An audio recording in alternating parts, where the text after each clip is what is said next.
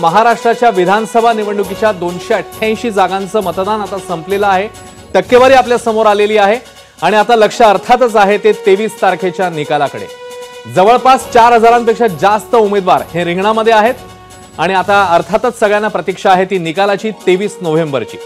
आणि 58% सध्याची जी आपली आकडेवारी आहे ती समोर आलेली आहे ती कदाचित पुढच्या काही तासांमध्ये बदलू शकते।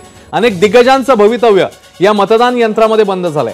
मोठ्या पक्षांना अनेक ठिकाणी बंडखोरीचं टेन्शन देखील आहे। ही निवडणूक राज्यात कुणाचं सरकार हे तर ठरवणार आहेच, शिवाय शिवसेना आणि राष्ट्रवादी खरी कुणाची याचा फैसला देखील जनतेच्या दरबारामध्ये होणार आहे।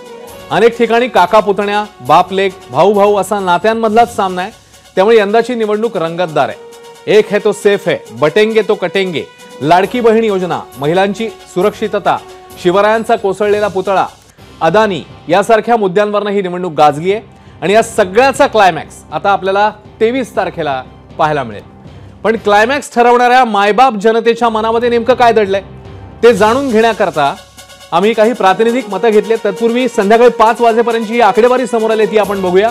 महाराष्ट्रामध्ये 58.22% इतक्या मतदानाची नोंद 5 वाजेपर्यंतची आकडेवारी आहे।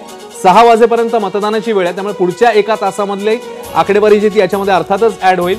मात्र सध्याची जी माहिती आहे त्यानुसार 58.22% मतदान हे संध्याकाळी 5 वाजेपर्यंत झालेलं आहे। गडचिरोलीमध्ये सगळ्यात जास्त 69% मतदानाची नोंद झाली आहे। तर या सगळ्याबद्दल आपण अधिक बोलणारच आहोत। मात्र जसं मी म्हटलं की प्रातिनिधिक मतं राज्यामधल्या जनतेची आपण जाणून घेतलीत आणि हाच एबीपी माझा, उघडा डोळे बघा नीट।